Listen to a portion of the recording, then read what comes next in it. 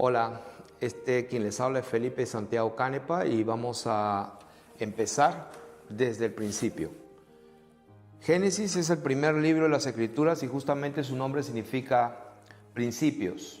Así que vamos a empezar en Génesis, porque si no entendemos Génesis 1, no vamos a entender qué tanto tiene que ver la sangre desde Génesis, que por cierto el primer sacerdote que hizo un sacrificio de sangre fue Dios mismo, cuando tuvo que sacrificar a unos corderos probablemente y le quitó la piel para cubrirlos a Adán y Eva, que por cierto esas vestiduras no son como mucha gente se imagina, ¿no? Un pedazo así como esa película de Rambo que agarró un pedazo de tierra y se cubrió y se amarró así, porque eso es lo que yo pensaba antes también. No.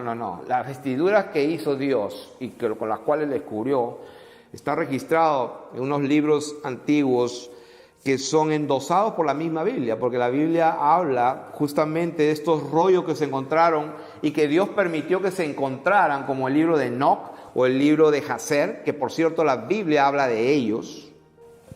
Repito, qué casualidad que en el 1947 Israel nace como por decreto, luego se independiza oficialmente en el 1948 y en el 1946 justo un beduino de casualidad tiene una piedrita y se encuentran los rollos. Qué casualidad. Qué casualidad. Daniel dijo, no oí, no entendí, y le dijo, tranquilo, cierra, sella, porque esto es para el fin. La ciencia, el conocimiento aumentará. Estamos viviendo los últimos tiempos y vamos a empezar con Génesis 1. ¿Por qué enfatizo tanto Génesis 1? Si no entendemos Génesis capítulo 1, no vamos a entender cuando Jesucristo dijo que Él descendió primeramente a las partes más bajas de la tierra. No vamos a entender cuando el apóstol dice que no se han acercado, dice en Hebreos, no se han acercado al monte que se podía tocar, ¿no es cierto?, al sonido de la bocina, fuego y etcétera, sino que se han acercado a la Jerusalén celestial, a la congregación de los justos y al espíritu de los justos hechos perfectos.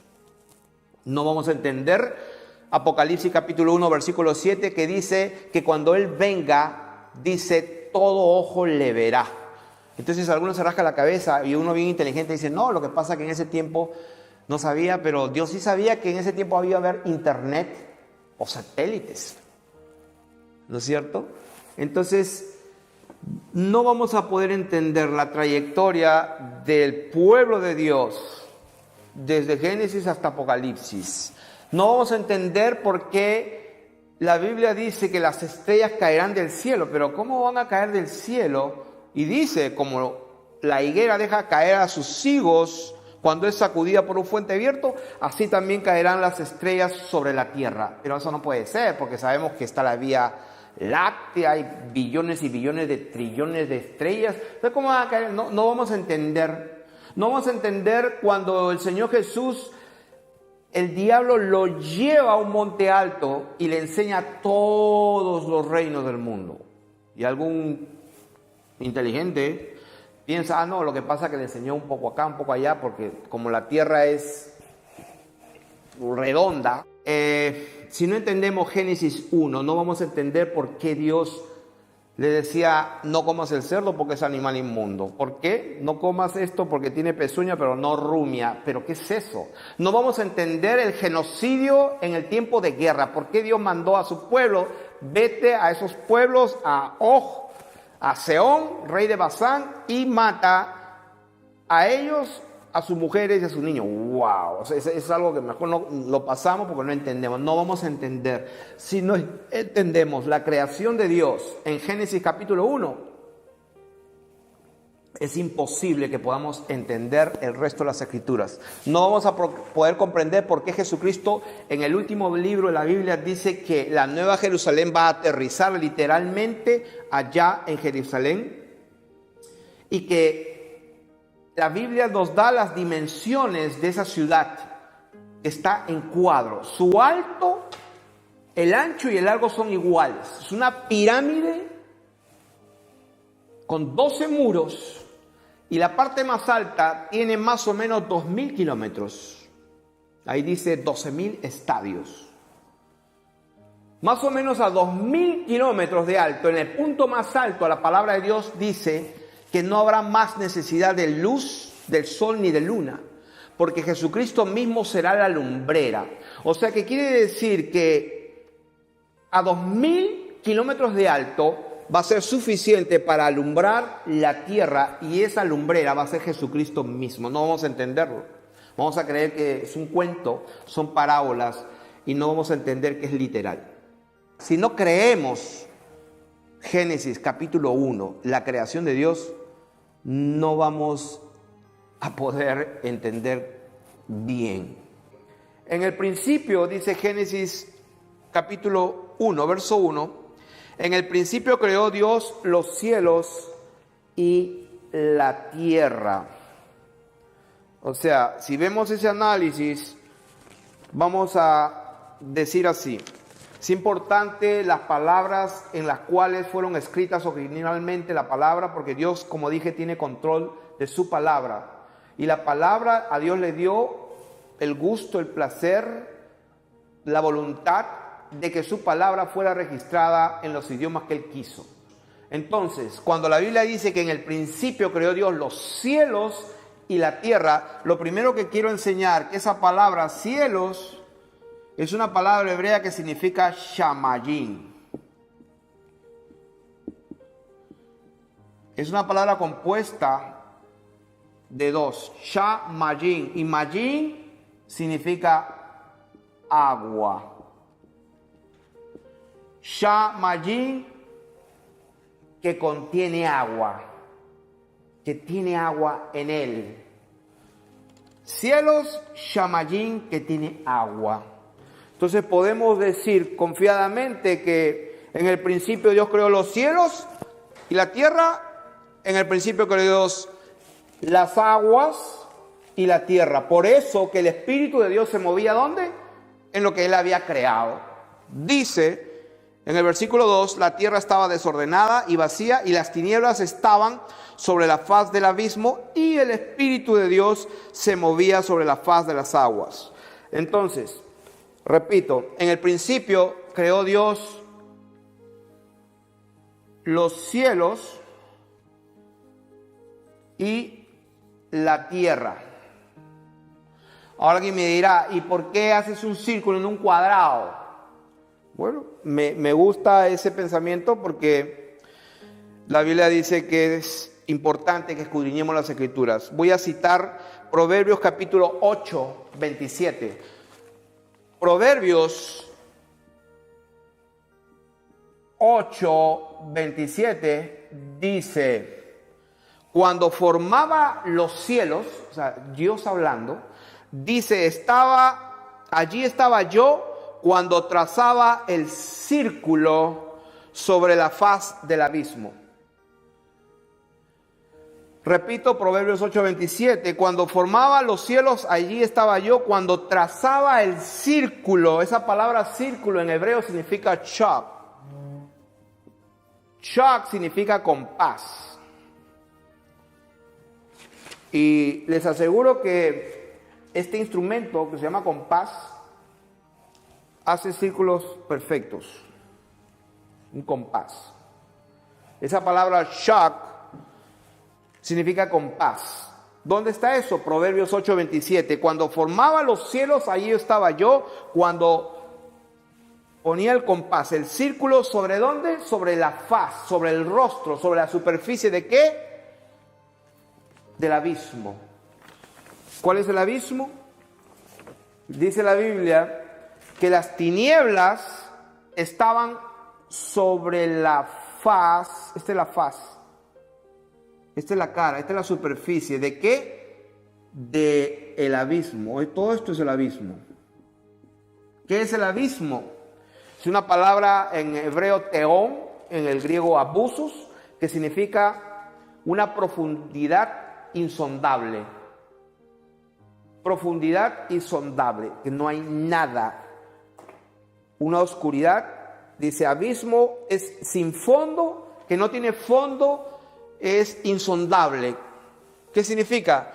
Que después de que Él creó los cielos y la tierra, fuera de su creación no hay nada. Por eso que en la superficie, que es aquí, de aquí para allá, ¿qué es lo que hay? Dice que tiniebla. Por eso dice, las tinieblas estaban sobre la superficie. O sea, vamos a decir, si alguien se paraba aquí y veía acá, veía que agua y tierra. Pero si alguien se paraba acá y veía para allá, porque esta es la superficie o la faz, ¿de qué? Entonces, agua, cielos, superficie, esto es tinieblas, abismo.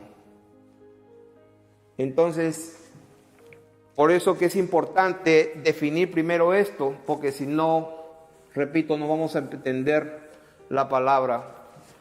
Esta tierra donde vivimos, esta tierra firme que tiene fundamentos y cimientos, como dice las Escrituras, y que tiene 4 ángulos y que hay 4 ángeles en las 4 esquinas de la tierra, y que Él dice que Él extendió un cordel sobre ella y que tiene un ancho la tierra. Esta tierra permanece para siempre. Y los que van a heredar esta tierra son los mansos. Jesús dijo, bienaventurados los mansos, porque ellos heredarán la tierra. Para arriba es la luz y para abajo las tinieblas, y la llamó día y a las tinieblas la llamó noche. Y ¿saben qué? Esta es una clave importantísima. Dios dijo, cuando dijo, sea la luz, Él dijo, qué buena la luz. Él dijo, y vio Dios que la luz era buena. Eso es importantísimo. ¿Por qué? Porque al Él declarar, Él es Dios. Cuando Él declara, Él ya crea, ya establece, ya decreta. Él dijo, qué buena es la luz. La luz es buena, quiero que exista, quiero que esté. Por eso es que la separa. Todavía no ha quedado el sol, por si acaso. La Biblia dice, todos tienen su Biblia, Génesis 1, ahí está escrito. Dice que la luz era buena y ese fue el primer día. Entonces, divide su creación de las aguas y la tierra, separa el día y la noche. Y en el versículo 6 dice, luego dijo Dios, haya expansión, y dice, ¿en dónde? En medio. ¿En dónde? ¿En medio de dónde? De las aguas. Él dijo, haya una expansión en medio de las aguas y separe las aguas de las aguas. O sea, cuando Él hace los cielos o Shamayim, las aguas y la tierra, primer día hace la luz, intencionalmente la crea y ve que es buena. El segundo día dice, haya una expansión en el medio de las aguas. ¿Qué es una expansión? Expansión. ¿Dónde? En el medio, más o menos por acá es el medio. Entonces dijo, haya una expansión. Y lo dice ahí, y separe las aguas de las aguas. Porque como todo era agua, y hace una burbuja de aire en el medio de las aguas, lógicamente, si es en el medio exacto, va a quedar agua arriba y agua abajo. Importantísimo. ¿Por qué? Salmo 148, versículo 4. Alaben los cielos de los cielos y las aguas que están sobre los cielos. Separó agua de arriba de abajo y dice que a la expansión la llamó cielos. ¿Dónde está eso? Versículo 7 dice, hizo la expansión y separó las aguas que estaban debajo de la expansión de las aguas que estaban sobre la expansión, y fue así, y llamó Dios a la expansión cielos, y fue la tarde de la mañana el día segundo. Es lo que en la Biblia en inglés se llama el firmament. Firmament es algo firme. Es gracioso porque hablando de firme, por ejemplo en Job capítulo 37 dice, Versículo 18. Extendiste tú los cielos, dice, extendiste tú con él los cielos firmes, firmes como un espejo fundido. Wow. Extendiste tú con él los cielos firmes como un espejo fundido. O sea, según la escritura, él hace así y esta partecita de acá dice que es firme, firme, firme, firme. Tan firme que ya después vamos a hablar que después que se terminaron de pelear ahí con bombas y cohetes y todo en la Segunda Guerra Mundial y luego se acabó la guerra en 1945 con la rendición de Japón, todos se volvieron amigos y hicieron unas campañas a la Antártica, tiraron cohetes hacia arriba por primera vez y descubrieron un cinturón de Van Allen. Se dieron cuenta que había algo duro allá. Dijo también Dios, en el día segundo también sucedieron otras cosas, porque en el día tercero fue la parte donde hizo el reino vegetal, los vegetales, las hierbas y todo eso. Entonces, en el día segundo dijo también, júntense las aguas que están debajo de los cielos. ¿Dónde? Debajo de los cielos. Estos son los cielos. Todo esto es una expansión. Pero él dijo, júntense las aguas que están debajo de los cielos en un lugar. Dijo también Dios, júntense las aguas, pero las que están debajo, no las que están arriba. Porque esas, dice Salmo 148:4, alábenle las aguas que están sobre los cielos. A esas no. Esas no. Ya vamos a hablar en muchos versículos de la Biblia de esas aguas que están arriba. Pero de las que están abajo de la expansión, que serían estas, les dijo, júntense en un solo lugar. Entonces, si vemos que él hizo esta expansión en el medio, y lógicamente el agua no puede dejar de ser agua, entonces lo que quiere decir Dios que estas aguas que están acá arribita como que se tuvieron que bajar, ¿no creo? ¿Cierto? Y estas agüitas que están medias abajo como que tuvieron que subirse. ¿Para qué? Para hacer lo que las aguas hacen en un solo lugar. Se niveló todo. Por eso dice la Biblia en muchas partes que habían aguas sobre los montes y a tu reprensión huyeron, dice la palabra de Dios. Entonces, estas agüitas se pusieron en un solo lugar. Y descúbrase lo seco, y fue así. Y llamó Dios a lo seco tierra, y a la reunión, porque se reunieron las aguas, y a la reunión de las aguas la llamó mares. Quiere decir que, si esta es la tierra, esto lo llamó mares,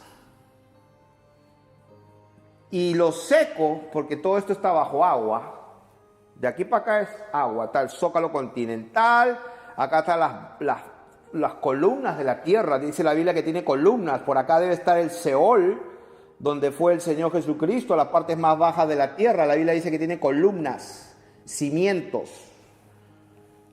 Después vamos a dar una lista de todos los versículos que estamos usando. Hay más de 200 versículos en la Biblia donde hablan de la anatomía de la tierra. Entonces, la tierra tiene fundamentos. En Job habla mucho de eso. Entonces, la reunión de agua la llamó mares y a lo seco la llamó tierra. Vamos a poner que esta parte seca es la tierra. Entonces ya tenemos aguas que están arriba de los cielos, aguas que están aquí abajo. ¿Y qué dijimos que había acá? Abismo. Que por alguna razón Dios hizo una compuerta acá y hay un abismo bien largo que conduce a las tinieblas total, que está por acá. ¿Dónde está eso? Salmo 18, versículo 15. ¿Qué dice? Entonces aparecieron los abismos de las aguas y quedaron al descubierto los cimientos del mundo. Salmo 18, versículo. En que el día tercero, dijo Dios, produzca la tierra hierba verde, hierba que dé semilla, árbol de fruto, que dé fruto según su género, que su semilla esté en él sobre la tierra. ¿Sobre dónde iba a estar eso? Las hierbas y los frutos y los árboles, aquí, sobre la tierra, aquí. Pero todavía no había creado el sol, la luna y las... O sea, el sol y la luna dice que sirven para alumbrar, pero también va a servir para las estaciones, ¿no es cierto? Para el verano, otoño, invierno, las lluvias y todo eso. Todavía no había creado Dios al sol y a la luna. Y entonces, ¿cómo es eso? Bueno, después lo pueden leer en el capítulo número 2, dice, versículo 4, estos son los orígenes de los cielos y la tierra, cuando fueron creados el día que Dios hizo la tierra y los cielos y toda planta del campo antes que fuese en la tierra y toda hierba del campo antes que naciese, porque dice Dios todavía no había hecho llover. ¿Por qué no había hecho llover Dios? Porque todavía no estaba el sol, la luna y las estrellas, que son el ejército de los cielos que Dios puso para que con las leyes, dice la Biblia que las estrellas tienen leyes. Jeremías capítulo 31, versículo 35. Él dice que Dios puso el sol para que alumbre en el día y las leyes de la luna y de las estrellas para que alumbren en la noche. Hay leyes, hay ángeles asignados para que las estrellas estén donde estén y hagan lo que tengan que hacer, traigan vientos. Los ángeles están encargados de los vientos, de las estaciones y de todo eso. El día número 4, esta es la parte que quiero concentrarme, dice, para terminar lo de la tierra, dice, termina diciendo que produzca según su género, y así lo pasó, y dice, y Dios que era bueno, y fue la tarde de la mañana el día tercero. Dijo luego Dios, haya lumbreras. Esa palabra lumbreras, en la palabra original en que fue escrita la palabra de Dios, esa palabra lumbrera significa Maor. Maor es la palabra original. Dice, haya Maor, ¿en dónde? Y lo dice en dónde. En la expansión. ¿Cuál es la expansión? La que él dijo en unos versículos anteriores. Haya lumbreras. ¿En dónde? Acá, en la expansión. Esta es la expansión. Dijo que hayan Maor, hayan lumbreras. ¿Qué es una lumbrera? Esa palabra Maor significa un dador de luz. Este es un Maor. Este es un Maor. Pablo a Timoteo dice, ten cuidado de los argumentos de la falsamente llamada ciencia, que siguiendo algunos fueron extraviados de la fe. Pablo sabía de lo que estaba hablando. Los argumentos de la falsamente llamada ciencia, queriendo ser doctores de la ley sin entender ni lo que dicen ni lo que afirman. Que en la operación Paperclip, en la cual Estados Unidos secretamente, no algo oficial por la aprobación del Congreso, sino que por el costado secretamente trajeron a cientos de científicos alemanes, y uno de ellos, von Braun, que es el que inventó el rocket, el rocket grande, con el cual llegaron a la luna, se supone. Cuando él muere, en su lápida citó el salmo que dice, los cielos son la obra de tu mano y declaran tu firmamento. Y como ese versículo es tan lindo, lo voy a abrir para ver si lo memorizamos. Salmo 19, 1. Los cielos cuentan la gloria de Dios y el firmamento anuncia la obra de sus manos. En la lápida de Bob Brown, murió medio enfermo. Antes de morir se dice que habló con su secretaria, que le confesó muchas cosas, pero lo interesante es que en la lápida de este hombre quiso que pusieran el Salmo 119, versículo 1. Los cielos cuentan la gloria de Dios y el firmamento. Bueno, entonces dice que en el día 4 dijo Dios, haya lumbreras. ¿En dónde? En la expansión de los cielos. Y dice, ¿para qué? Para separar el día de la noche, número 1. O sea, quiere decir que cuando Él dice que hayan lumbreras, dice ¿para qué? ¿Se acuerdan al principio que Dios quiso separar la luz de las tinieblas? Porque dijo, era bueno separarlo. Y también, número 2, y sirvan de señales para las estaciones, para días y para años. Hay una palabra que dice señales y para las estaciones. Es una palabra en hebreo que esa palabra significa para yo tener citas con los hombres. Pero Dios crea las lumbreras, se puede decir, para 3 cosas. Para separar la luz de las tinieblas. Número 2, para hacer citas con el hombre. Por eso que en el pueblo de Israel festejaban las lunas. Por eso Pablo decía a la iglesia, celebráis las lunas llenas, los días de fiesta, y Dios las puso efectivamente para tener una cita con el hombre. Y otra razón es para que sirvan para las estaciones. Entonces, Él dijo, e hizo Dios las 2 grandes lumbreras. Esa palabra grandes lumbreras, ¿qué significan? La lumbrera mayor, dice, para que señoree en el día. Y dice, y la lumbrera menor para que señorease en la noche. Hizo también las estrellas. Hizo, dice, la lumbrera mayor y la lumbrera menor. Una para que alumbre en la noche y otra, ¿para qué? ¿Para que refleje la luz del sol o para que alumbre en la noche? Voy a demostrar con este simple experimento lo que dice Dios es verdad, que Dios creó al sol con su luz. Primera de Corintios dice, una es la gloria del sol, otra es la gloria de la luna y otra es la gloria de las estrellas, porque una estrella es diferente de otra en gloria. ¿De qué está hablando? Está hablando de que el sol produce una luz diferente a la de la luna, y la luna produce una diferente luz que la de las estrellas. ¿Dónde está eso? En 1 Corintios capítulo 15. Dios lo dice muchas veces. Que con este aparatito yo mismo personalmente un día me di una noche linda de luna, porque la luna da una luz linda, y medí la temperatura de la luna, y medía, y lo tengo registrado en mi Biblia.